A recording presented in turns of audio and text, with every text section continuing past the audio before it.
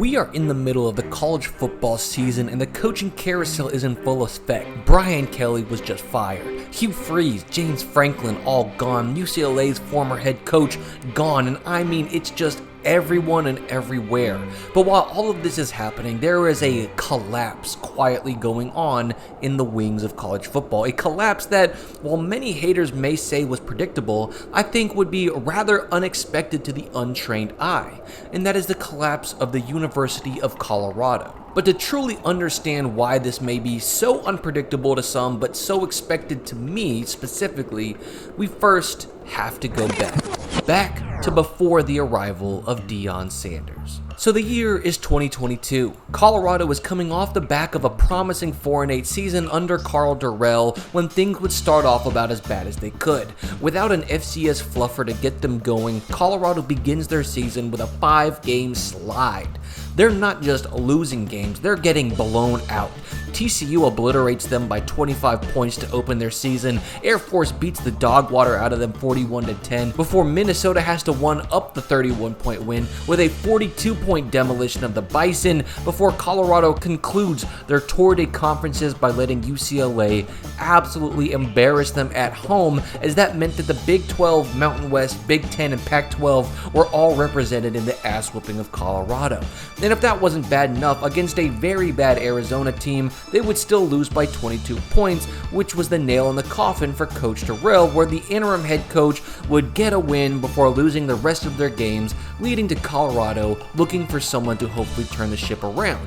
And who else would they look to than a coach who was on absolute fire in the FCS realms with Deion Sanders? You see, at this point in 2022, he had been coaching Jackson State for 2 years and had completely turned around the program. I'm talking about them being 4-8 and only beating the bottom feeders of their conference to not only becoming a recruiting powerhouse, flipping 5-star recruit Travis Hunter from Florida to Jackson State, but in his first year turning them into a conference championship team and almost pulling off a rare FCS to FBS upset, going entirely undefeated in FCS play and taking them to the HBCU National Championship.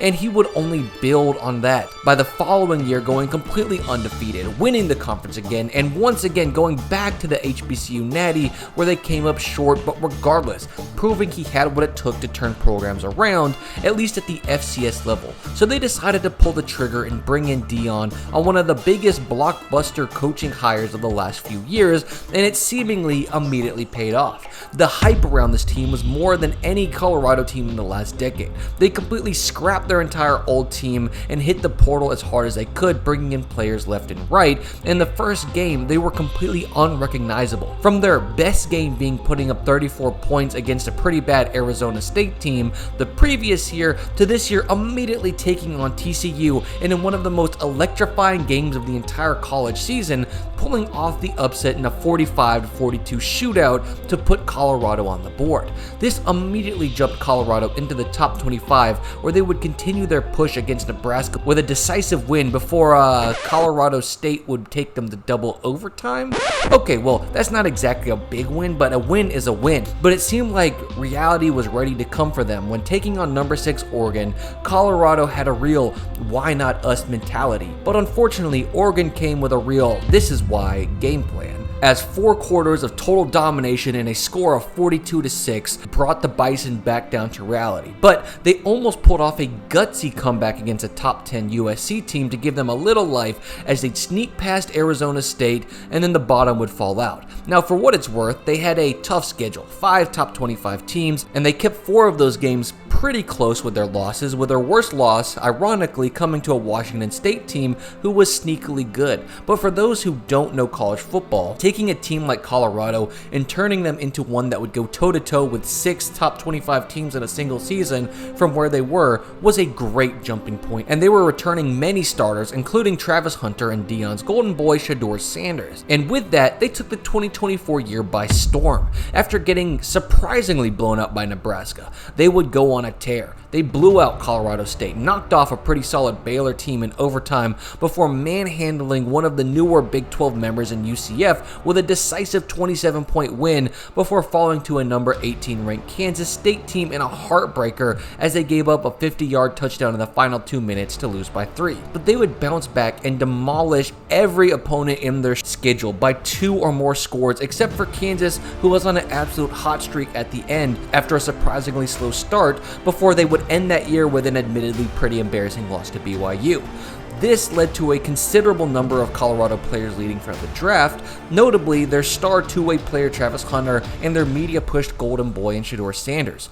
But up to this point, there was something that was always a constant around Colorado, and that was the noise. From the time Deion stepped foot on campus, he was always generating some hype. First, he was going to take the school to the national championship, and then to the playoffs, and then to a Big 12 championship. His son was going to be a first overall pick. Travis Hunter was going to win a Heisman. And I mean, whatever news story or headline revolved around Colorado seemed to end up on the front page. Heck, Deion's opening game against TCU was a top 3 sports broadcast as far as viewings are concerned of all time for the Fox network. But it felt like as soon as all that hype came, it appeared to leave. The storylines continued to follow Shedeur and Travis, but Colorado, well, they came out this season a little flat to say the least. They opened up with a 7-point loss to Georgia Tech before welcoming Delaware to the FBS with a 24-point blowout, but then Houston came in and rocked their world 36-20, and even in a game that would normally be the talk of the town with BYU coming to them and it being close with a 24-21 game,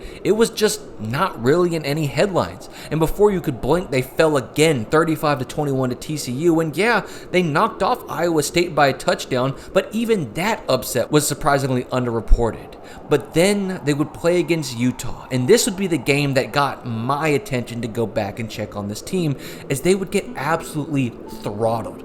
53-7 in the ultimate reverting back to their old ways game. But once again, while this caught my eye, the noise, the media hype, hell, even the haters were quiet. And it wasn't just that week. This last weekend, they would play a beatable Arizona team and come out lifeless, as the first half would end in a cold and miserable 38-7, with the second half being not much different, as Arizona did nothing in the fourth quarter but turn the ball over to give Colorado every chance to at least have a little life, and they just didn't, choosing to punt with 5 minutes left in the game, down by 38. And they would end this game with their second 35-plus point defeat in what felt like total silence. And it's not like they weren't being watched. According to this article, they're still the second most watched team in the country. So the question is, where is all the noise? And to answer that, I think it's surprisingly straightforward. First, we have to take a look at the man pushing all the media hype to begin with, who was none other than Deion Sanders.